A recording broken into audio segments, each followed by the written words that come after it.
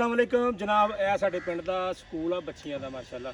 इतने साड़ियां भी बच्चियां पढ़दियां, मेरियां भी बेटियां इत्थों ही पढ़ के गई, दो एक पढ़दी है। तो जनाब अज असीं इहदा कराउण लगे रिव्यू। तो माशाअल्लाह इत्थे दे जिहड़े हैड मास्टर ने, साडे जिहड़े प्रिंसीपल साहब ने, उन्होंने बहुत अच्छा वर्क कराया इत्थे स्कूल दे विच, बहुत मोटिवेट किया इनू।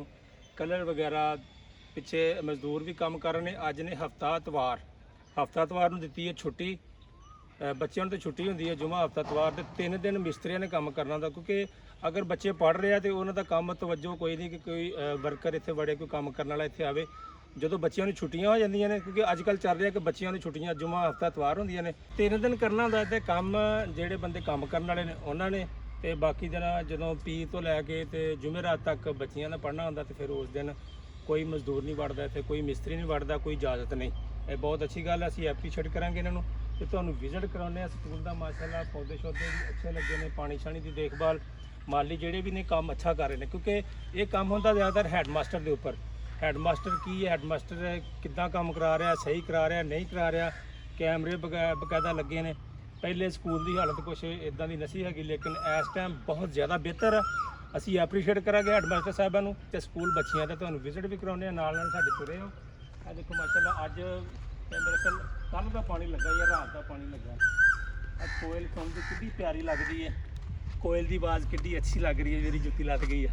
तो इधर बच्चियां का प्ले ग्राउंड भी है। तो इधर ही चल रहे हैं जाके, तुहानूं कमरे वगैरह भी दिखाने, कमरा खुला है। सीमा इधर साडे हैगा और चोरी सीमे। अच्छा इधर भी चलते हैं उत्तर, क्योंकि असी इतने अंदर इधर अक्सर जो वोट होंगे ना उदों आईदा। अदरवाइज बच्चों के स्कूले आना साडा काम भी कोई नहीं गा। असी सिर्फ अज छुट्टी सी इस करके। आ देखो उन्होंने माशाअल्लाह एक काहदे वास्ते लाए ने, मेरे ख्याल फुल वगैरह लाने लई। बोतल कट लाइया, बड़ी अच्छी डिजाइन के नाल लाइया। चलते हैं जनाब उत्ते। माशाअल्लाह बहुत अच्छा कलर कराया गया, ताज़ा कलर है, पुराना नहीं। बड़ी अच्छी चीज़ की है, बड़ा सोहना लगता है। 6वीं क्लास रूम 5 क्लास में और 5वीं क्लास असी खोल के देखते हैं। 5वीं क्लास का और सामने साइड से वाशरूम तैयार किए हैं। पौड़ियाँ जा रही 3 4 5 7 8 तो है ने।